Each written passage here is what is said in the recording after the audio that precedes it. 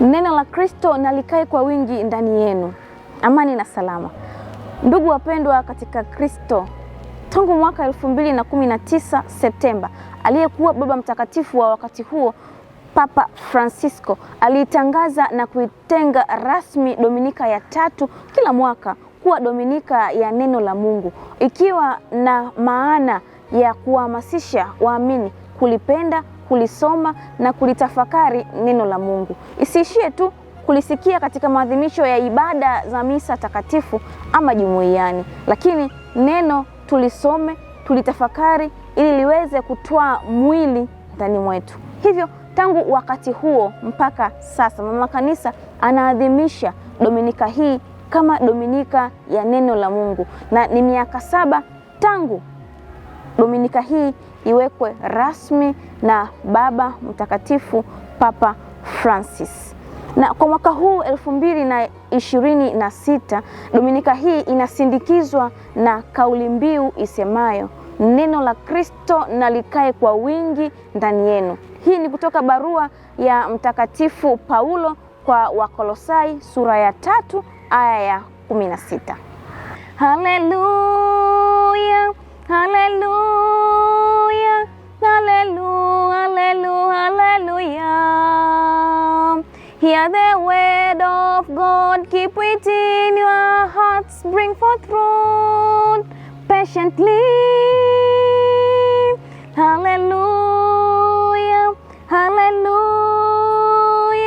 hallelujah, hallelujah, hallelujah.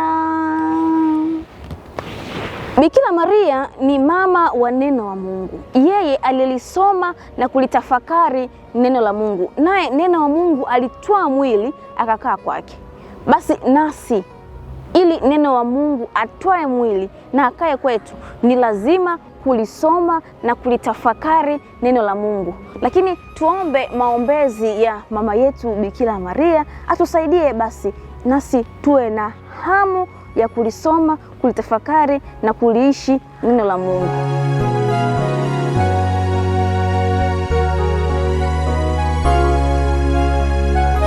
Watakatifu kadha wa kadha wamezungumzia kwa undani juu ya maandiko matakatifu.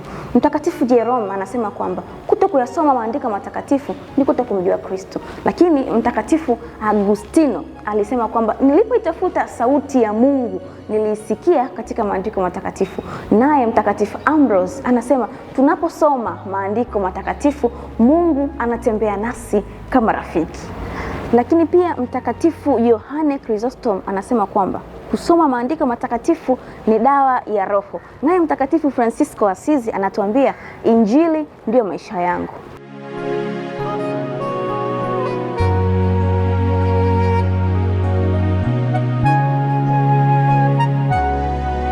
Ndugu mpendwa, kama Mkristo kusoma neno la Mungu ni lazima.